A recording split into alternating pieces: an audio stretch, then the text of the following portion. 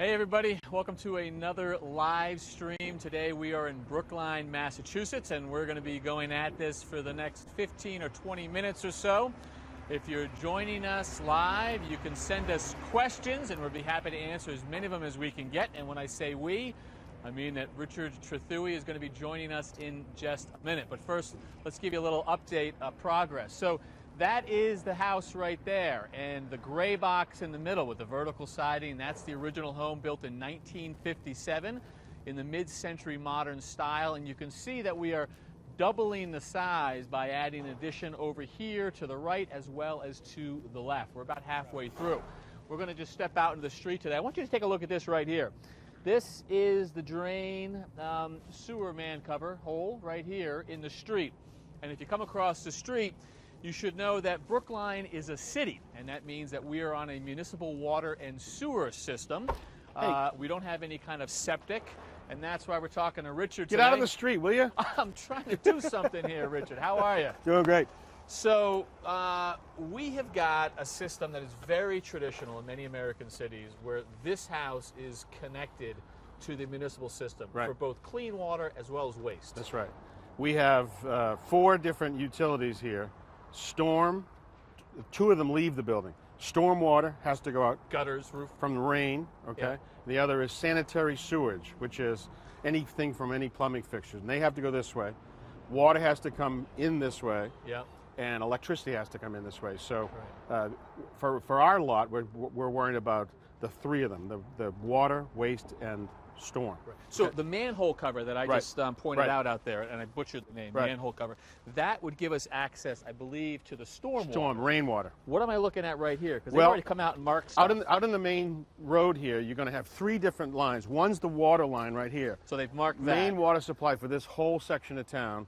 And it comes off here underground and goes to a shutoff valve right here. Right. And the homeowner owns the responsibility from this point in. There's a shutoff right here, and this goes with, in our case, it's galvanized steel, but it could be copper. In the old days, it was lead. Yep. Right. There's 2 more lines out here. One is the sanitary sewer, and the other is the storm sewer. Right. And if you could see under my feet, all 3 of these lines work this way.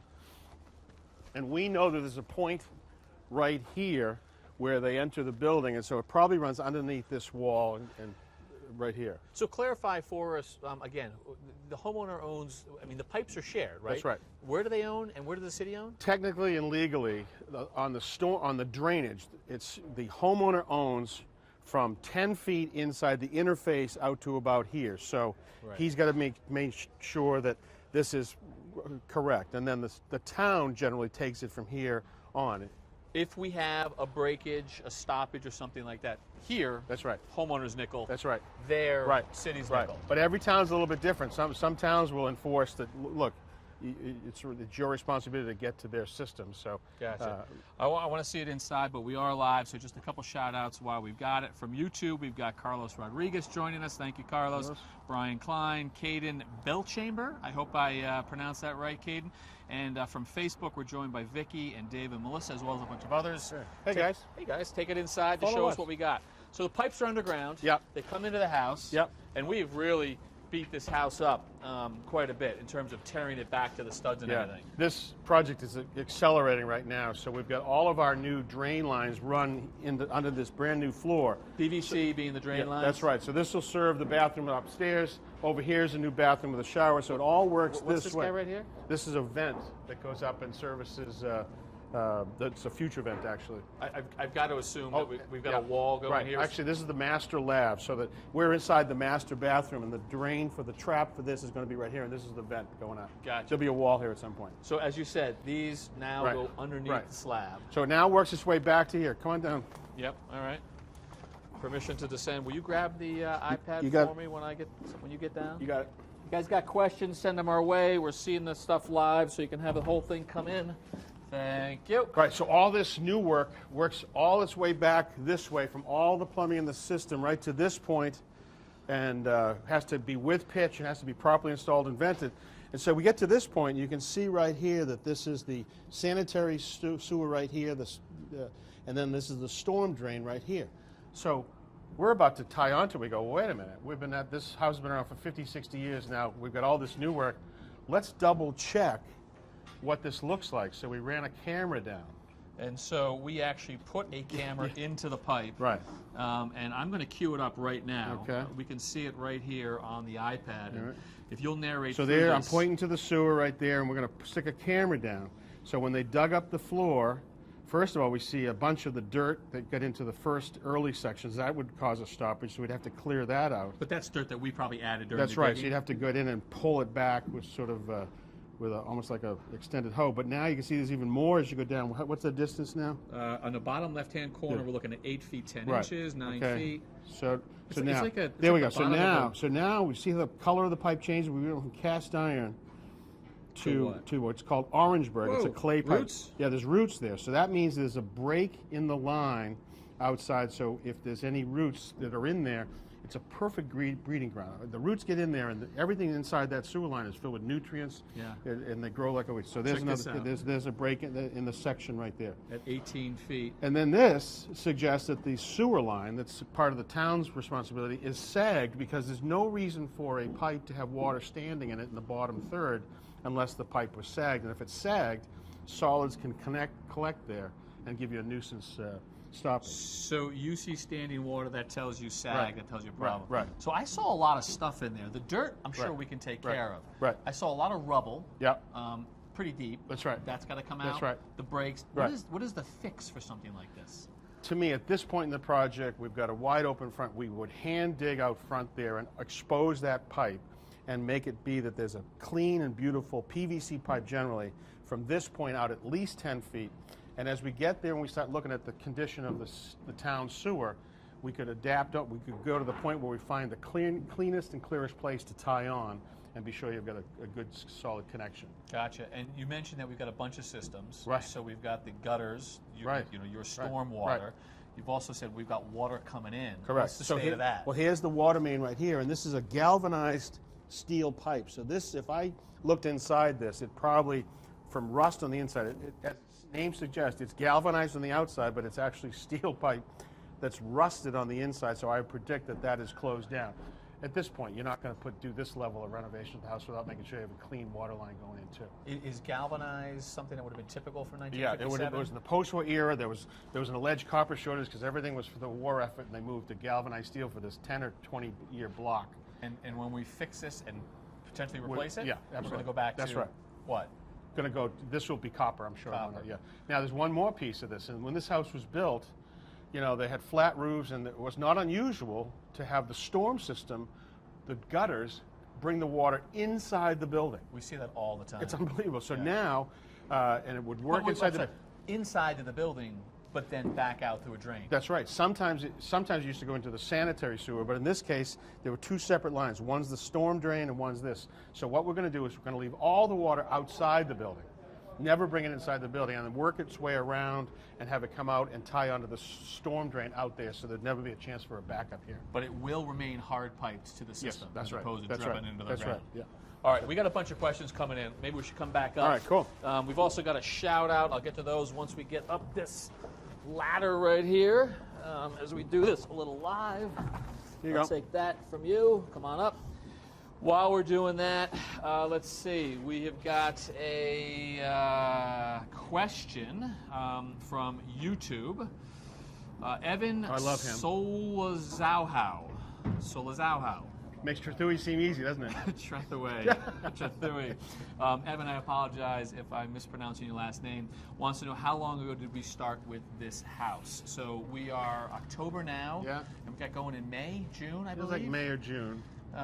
We started a little slow because Right. we had some permitting that we had to wait for the Right. city to sign off and all And that. this is as tricky a building, I will tell you. So the design part of it is, it's a bunch of cubes all at 6 or 7 different levels. And there's no attic and no basement. So mechanically, it's the hardest. I think it's probably the hardest one we've ever had to try to do because there's no space or place to run anything. We did a scene. I think it's technically 8 issues. That's one clarification. The other clarification is for the 15 8 years levels? that I've been, 8 levels. Sorry. Yeah. For the 15 years I've been working with you, you've always claimed them to be the hardest. Really? This one's true. This I was one's lying true. on the other one. Okay, I'm just Yeah. making sure. Yeah. No, I get your point there, Yeah. right? Which is, it's Yeah. always tough. So- They're wide open, too. Yeah, that's right. All right, a lot of questions coming in. Let's go to Brandon Diancono. Man, I Tough day for names today.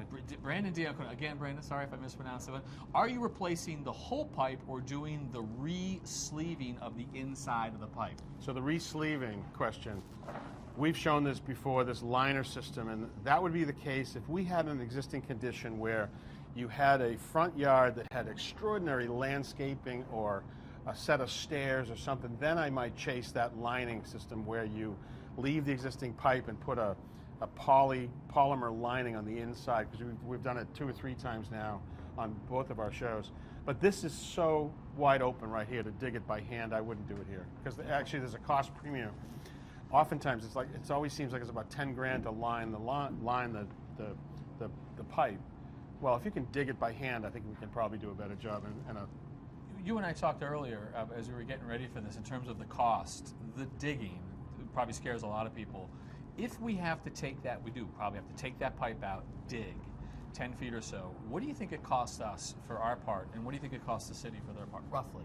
Not just the plumber. I don't know. But the guy with the but shovel. to lay a piece of the plumbing part, to lay a piece of PVC out for a guy or so, you might eat up, $500 to $1,000 for that, the plumbing part of it. But it's the digging. When we go out here, how long will it take to dig? Is there a lot of rocks? Then you get to a stone wall out there. Well, wait a minute. Then you get to a sidewalk, and then you get to a street. So each one of those increments could be 5,000, could be 10,000. I mean, I don't want to be cavalier about it, but you just don't know. I mean, But and it has to be a bonded. If you touch a sidewalk in a city like this, it has to be a bonded contractor that's insured, because you got to make sure that the sidewalk goes back in and the street goes back in correctly. So when my dad and I did it when we were No, kids, it was not good. No, Dad. He said it was okay. All right, a couple more questions coming in. Todd Boothby says, is sewer line insurance worth it, or is it potentially a scam? I'm not familiar with sewer line insurance. Well, almost anything can be insured nowadays. I've seen a real increase in people liking this whole idea about insuring the water heater and and it's just what you're doing is you're paying to avoid the bigger cost by having a fixed cost upset. Right. So if that's your nature and style, go for it. I would say. It's probably less of whether it's a scam and it's more of sort of your appetite. Yeah. Water heaters going to fail in 10 years. So, but 70% of the water heaters are changed in an emergency. Nobody thinks to do it before the fact. It's the same thing with insurance. If you pay a fixed cost, it'll avoid the bigger cost. Okay. Todd, I hope that answers your question, or at least gives you something to think about. Michael Mitchell from Facebook would like to know, how do you ensure proper pitch and rise over run for waste and water? What is the general formula? It was always 1/4 inch per foot, which is pretty dramatic, and you can live. Well, but I'm talking if you're going 50 feet and you're trying to stay inside here. 40 feet would be 10 inches. Correct, and so you wouldn't have it. So you can live with as little as 1/8 of an inch per foot. But we just did a scene at the American Standard test facility, and pretty interesting. And they're testing, as toilets use less and less water, what's the net on getting solids with less water, with pipes that if you pitch it too much, the water outruns the waste. So it's a whole science. So you taught me that years ago. Just slow down on it. If you pitch it too much, the water goes so fast it leaves the solid behind, right. And that's a problem. You'd like it to leave. Sounds a little. It wants to go together, water and solids together, to keep the thing scour and keep it clean. Right, and in this case, we've got bigger Is it problems. too close to lunch to be talking about this? But that's a formula. Yeah. 1/4 inch, 1/8 inch. That's the goal, right? That's right. And you just do that when you lay it, and it should be good. Right. But in most houses, you never have to go that far. Meaning a house, there's not many times you're going to have to run 40, 50 feet. Because in this case, this would be 10, 12 feet, and we're going to turn direction. All right. So on Facebook, Marge DeGraff, Marge. Man, they're killing me. They're killing me with the names again. I'm going to apologize again, Marge. Fedorchak. Anyway, when are you going? You guys see that? When are you going back with new shows on TV? We miss your shows. Oh, okay. Well, Marge, we premiered the new season. Right. Second week of October. Not this project. You will be seeing. You're not. But other people are seeing the Jamestown, Rhode Island Net Zero projects. So check your local PBS stations. You should be on the air in just about every month. This will be a good season. the Jamestown Net Zero project is terrific. How to build a house is so efficient that you spin the meter backwards most of the time, and at the end of the year, you've used the same amount as you started with, which is almost hard to fathom. But still, in this case, how do we make it look like it's a normal house, not some Jetsons-looking thing? So, but it's got a lot of stuff for you to play with. All the technology, all the stuff. I got a bunch of Mr. Science things I got to do too. Yeah, it's good fun. A couple shout-outs before we sign off. Cheryl Centino from East Tennessee, Hubert Harned from Western Kentucky, and Ernesto Marin Mesa from Canada saying hello. A lot of other people want to do the same. We got to get back to work because we got more scenes to film here this afternoon. We appreciate you guys tuning in. You're going to read some of these? No, do it. I can see them. I just can't pronounce them. You can say them. I just can't. Harned. I don't know. Some good Irish names there. Thanks for joining us. This is Kevin. We appreciate you guys tuning in. We've also got a ton of comments coming on here right now, as well as over the past weeks and months, wishing Roger well. We appreciate that. He was here yesterday. Yeah. He's getting doing those, good. so we thank you very much. Yep. From your guys' family to our family. We'll be back. We'll do some more of these. You ready to get back to work? Mic drop. Thank you, Richard, as always. All right.